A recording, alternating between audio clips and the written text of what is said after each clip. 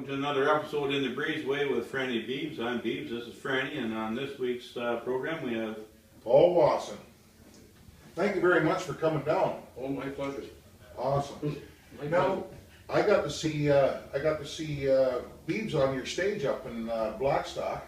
oh, my homemade stage. It's a nice one, and what a great entertainment up there. We put a little video of that day on YouTube already. Good, It was an thank you. awesome job up there. Now, what got you started in that? Well, I was road musician for 6 years of my life, from about 1974 to 1980. And near the end of my road career, I worked with a band called Larry D and Dottie, and we were a house band trio at a hotel in Whitby for 3.5 years.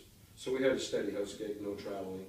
Anyway, make a long story short, Larry passed away, and I met with a guy you might remember called Chef Adams.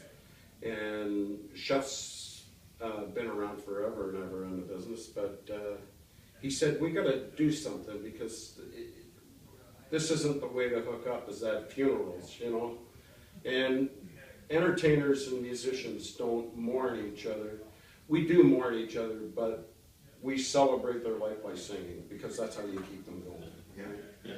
And that's what inspired me to, Larry was best man at my wedding. I mean, he was noted back in the day as being one of the top steel players in the business. I think there's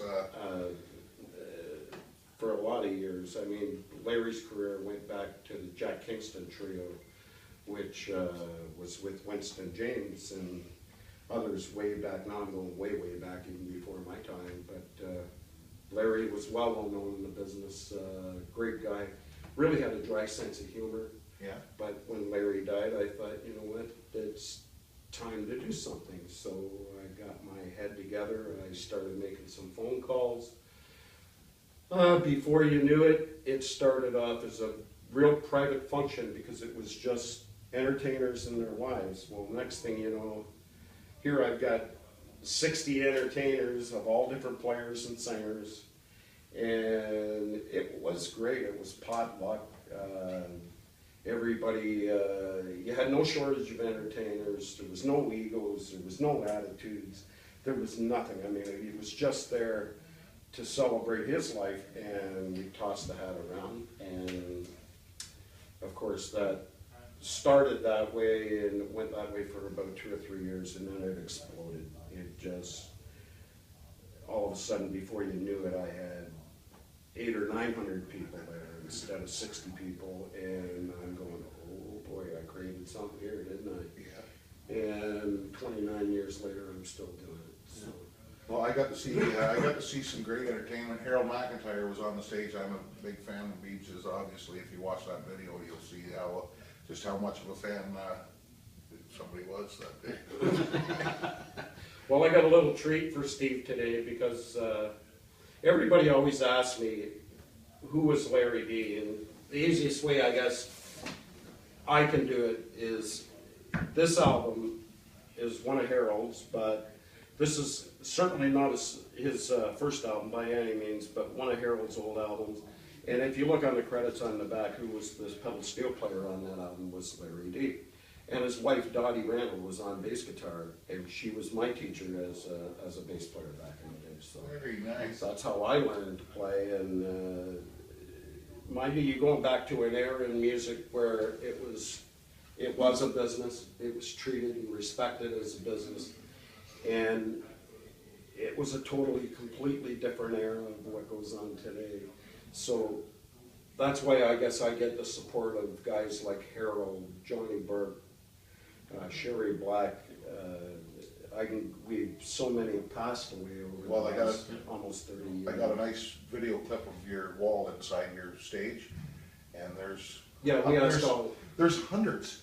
We ask Like hundreds of signatures. all the entertainers every year that come right back from the early days. Mind you, it didn't start in that trailer that I built, but it started with a piece of carpet on the ground. And I have a pile of pictures, I mean, because we have a picture board, and it goes right back to the very early years on it.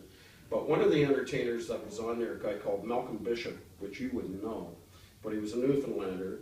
And if anybody knew Malcolm back in the day, he was a real kidder, real kidder. And anyway, he was on the golf course with Bunty Petrie. Oh yeah, He used to play for Wolf Carter. I've got a record of it. And anyway, he was always horsing around, climbing around. So anyway, he goes, you know, and he fell on the ground. Well, it was for real. He was gone just like that. Oh. Died of a massive heart attack. Just that. Yeah. So I guess the last laugh was on us, not him. But I know Steve, you're an awful big Harold fan, and I went digging around. And, geez, here's 1, 2, 3 albums. That's awesome. That I'd like to give to you because I know you really. I am, yeah. You'll give them a listen and I will, maybe yeah. steal a song or two off them. You know? Well, thank you very much, Paul. I'd like to give you that one, but that one's just too close to me right Yeah, now. well, don't blame But I'll me. tell you what, when time comes that I want to let it go, you'll be the guy to get it. Well, thank you very much, Paul. I appreciate it. Really. So I'm going to get Paul here to do a song, and when you wrote. I didn't write this, but it's still my song, believe it or not. I got asked back in about 1977, 78, somewhere in that area, if I do the ghost vocal tracks on an album for an artist called Gordon Murray LaPierre, known in the business in them days as the Canadian Whistler. And I jumped at it. I said, sure, I'd love to, but how many songs do I have to learn and how much time do I have? And they said, well, it's only 12 songs and you got 3 days. How do you like that? I said, perfect, I'll have it. So I did, and went in, done the ghost vocals, and got a call, wasn't 3 days, 4 days after the fact, that I got asked if I picked any 2 songs I wanted to do, and he'd pay for the pressing of the record. And I thought, and I'd be under his label, which is CTP for Canadian Talent Promotions back in the day. And geez, what do you know? It was my first record, and ended up going with Larry D one day into Chew Radio, which used to be an AM station out of Ajax, but it was probably one of the most popular country radio stations, other than CFGM out of Toronto back in the day. But we went in and Larry had it all set up, and I didn't know it at the time, of course, but I got asked if I'd do an on-air interview, and I said, well, heck, sure, you know. Next thing you know, the song got played, and people started calling in and wanted to hear it, and I think for about 3.5 weeks, I got charted almost all over Southern Ontario. So, Great. yeah, I've never been able to repeat it, but it was sure, it was sure an honor at the time, for sure. For sure, yeah. It would be, yeah. And you're young then. Yeah. So the song was called I Wish I Could Believe, and I'd like to do it. Sure, let's hear it. Sure.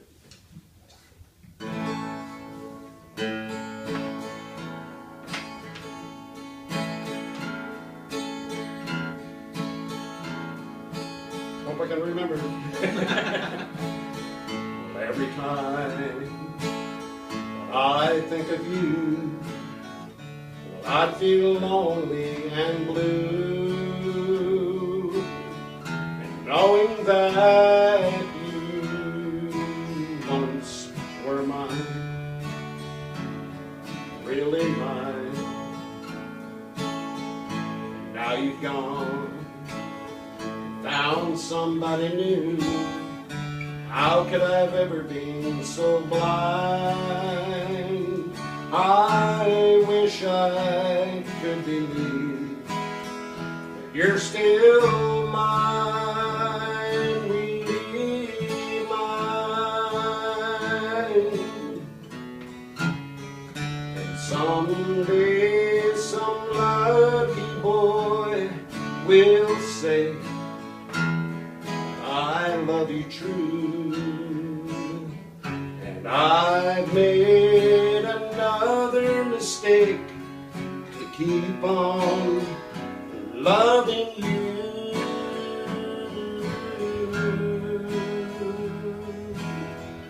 Well, don't you know that I love you so, and until the end of time. And I wish I could believe that you're still mine, really mine. A story behind the next song that you're gonna Sure. do. Back in the day when I guess I was kind of noted for who I was, I guess I was kind of noted as a crooner in all the bands I played because I had a decent set of pipes and liked to do the songs that really made the girls' tears come to light, you know, and that kind of helped you later on. But anyway, back in the day, my first cousin from a little place called Ludlow in Brunswick, where we're from, he's a songwriter for the Christian network. So he's a gospel writer, but also a country writer.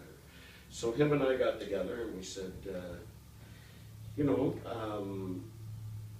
what do you think? Think we could write a country song? And he said, well, sure. So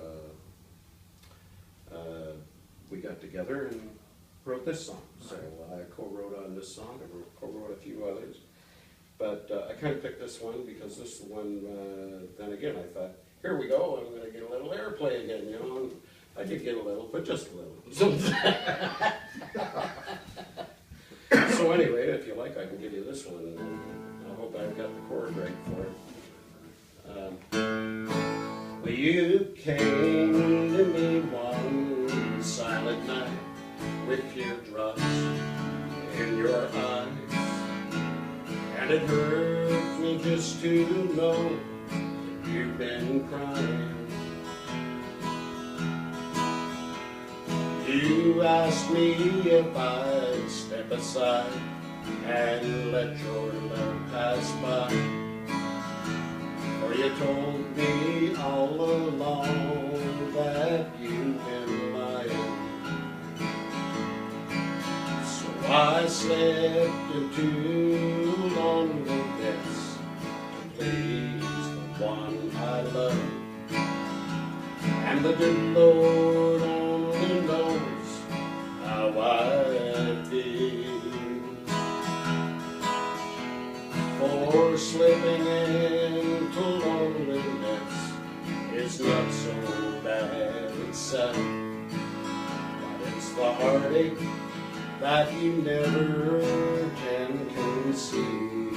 I was CFGM guy, Big Jim Marshall, but after it went from there to 820 Cham, poof, it was gone. Yeah, well, 1980, we saw our whole industry. Like you got to remember, back in my day, it was a business, like I said. So everything was taped and recorded in analog, not like digital today. So you went from your 2-inch tape to your 1-inch to your 3/4 down to your 1/2-inch tape, or however it worked back in that day.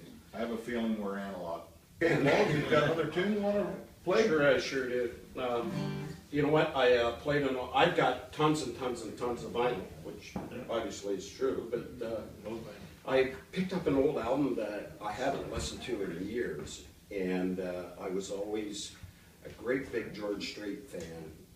But I go back to like Freddie Hart, and I was big on, when I listened to artists, I used to like to listen to the B-side of the album. Oh, me too. Because you know what, there was so many treasures that never made it, that I thought, how the heck did that song get it? Because the B-side's blowing that one away, right? And anyway, I have a lot of influences in my music, of course, but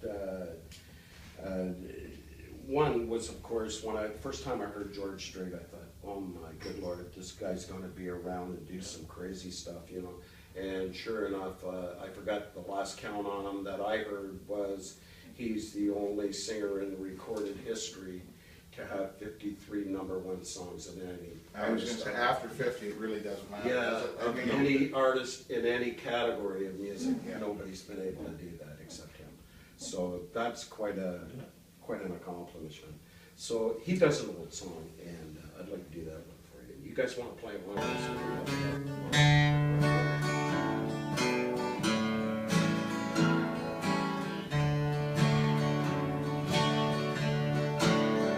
Yes, I know I'm late. Getting home tonight. Kids supper late. I think I lost my appetite.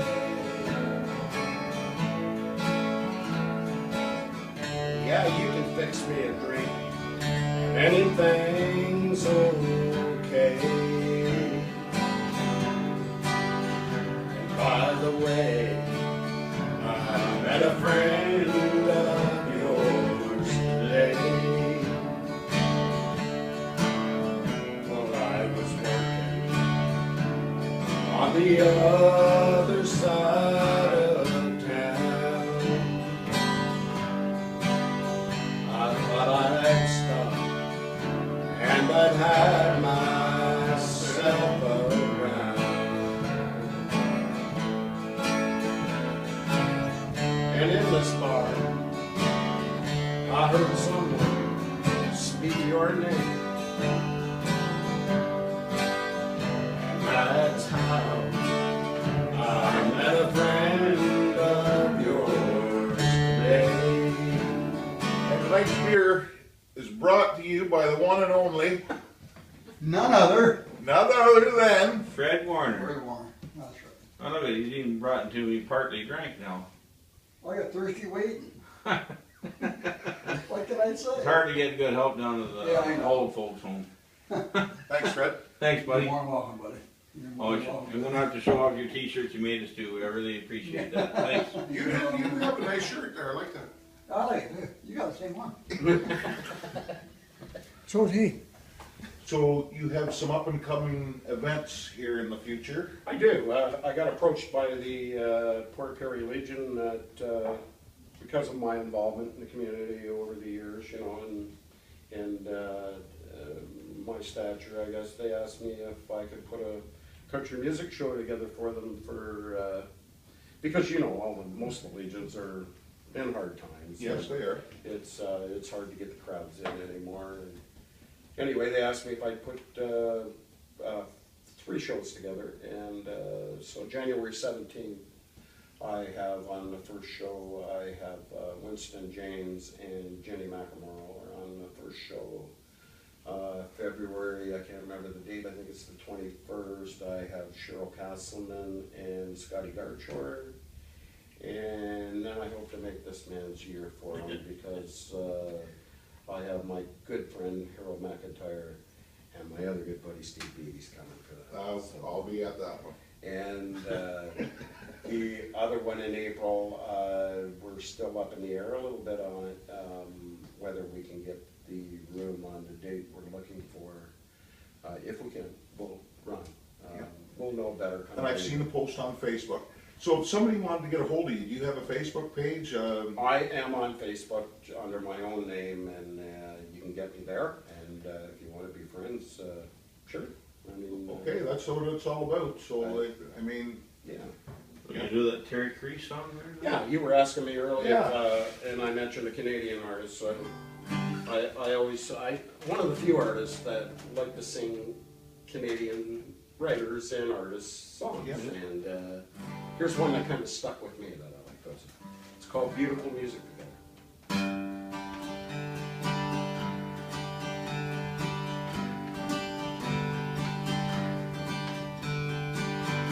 There you were, sitting alone at the party. You caught my eye, as I was alone there too. Then before too long, well, we started dancing. And here's the words that I said to you. We could make beautiful music together, but you don't know me, and mommy don't know you. Yes, we could make beautiful music together, together, and no one would even get hurt when the music's through. I remember that. I do, you do. Yes, I do. Well, Well, that's all the time we got this week in the Breezeway. thanks again to Paul Wasson. Yes, Hey, thanks guys. very much for coming out. Thank you very much for having Great me. stories, by the way. Thanks for listening to Well, old boy like me. I Keep love it. country music alive. Keep it up, guys. Yeah, we You're have doing a to. great job. Well, so next week. Yeah, so keep your beer on ice and your stick candy for poking. Well, no, keep your helmet handy in case you're riding a short bus.